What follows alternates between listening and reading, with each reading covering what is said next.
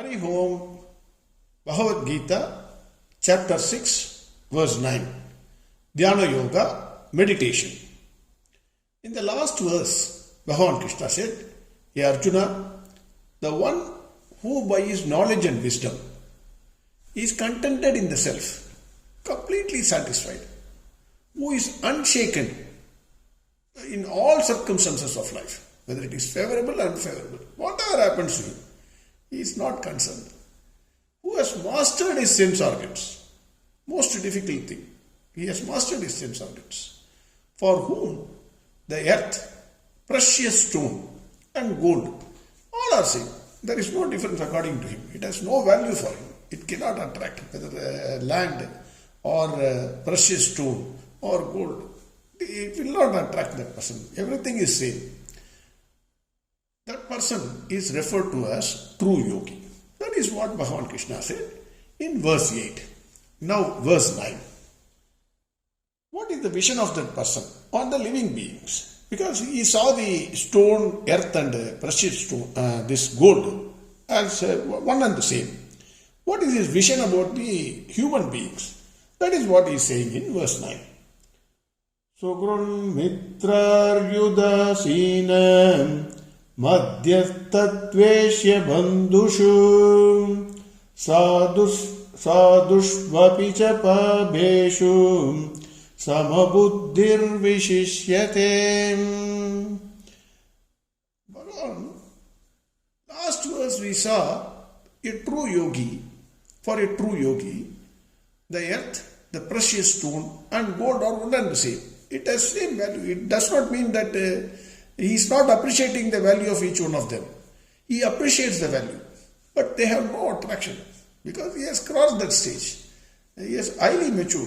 For him, they are all nothing. They are also part of like clay only. Even gold is like clay only. What about his vision of different kinds of people? Bhagwan Krishna almost exhausted the various types of people living in this world. He has given a detailed list of people. The proportion may change, but the persons, what he has described, he has completely exhausted the list. Let us see how many types of people are there. Sukrut, that is people who help us by unknown persons, who suddenly help us. You are going in a metro and then suddenly somebody gets up and, "Sir, please sit." That kind of a person. Then Mitra, a friend, your known friend to you. Ari, the one who fights with you unnecessarily for no reason. Somehow you will pick up some fight.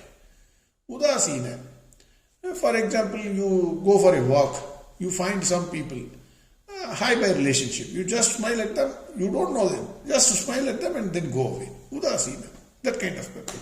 Madhyastha, you could have seen in on a road when you are going, some two vehicles will hit, not a major accident, but small scratch. Then they will start fighting. Somebody will enter and say, okay, it's okay, just move on. That kind of a person, Madhyastha. Then Dveshya, the person whom we hate, intensely we may hate.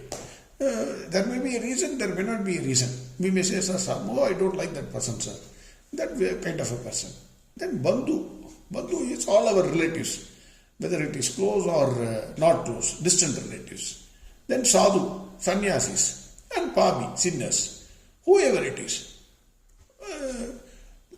If we take ourselves as an example, we have a different vision of each one of them.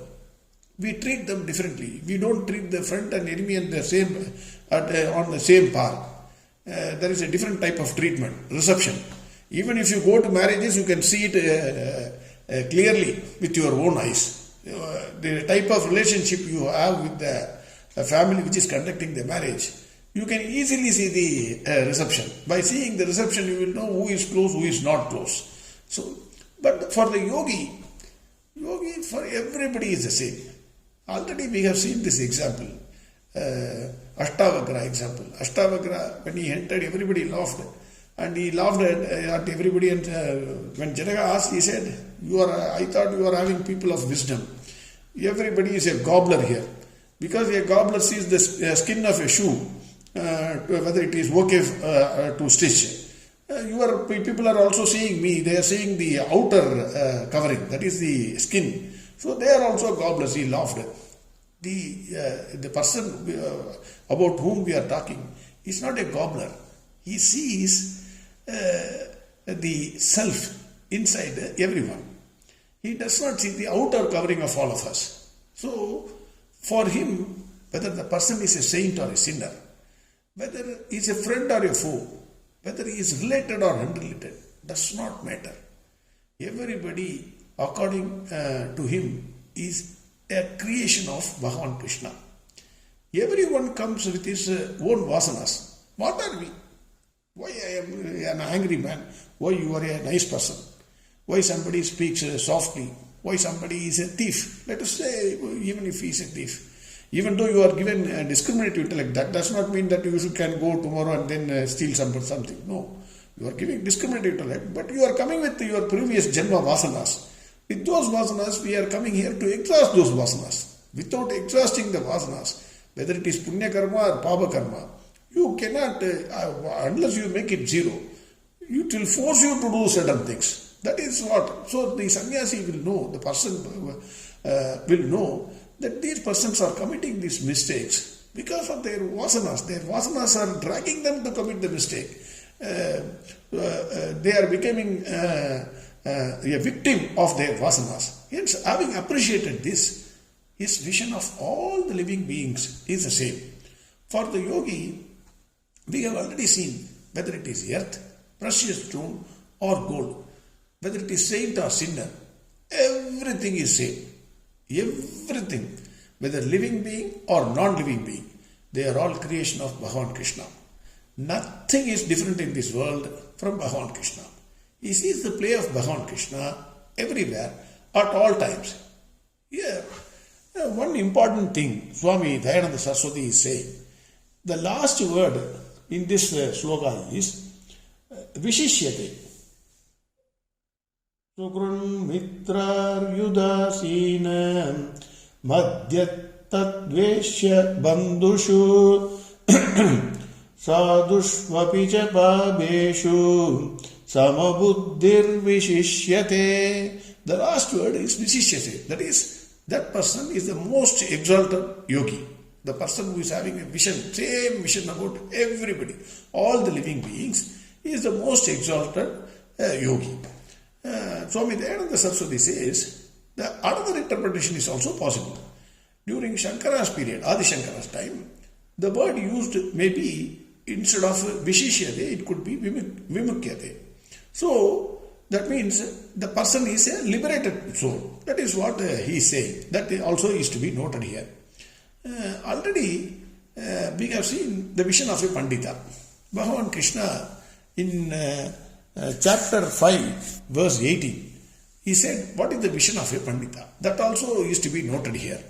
Already Bhagavan said, Vidya Vinaya Sampanne Brahmane Gavihastini Shuni Chaiva Swapakecha Pandita Samadarshinaga. Already Bhagavan said, what is the vision of a Pandita? What is the vision of an exalted soul, a yogi, a Pandita?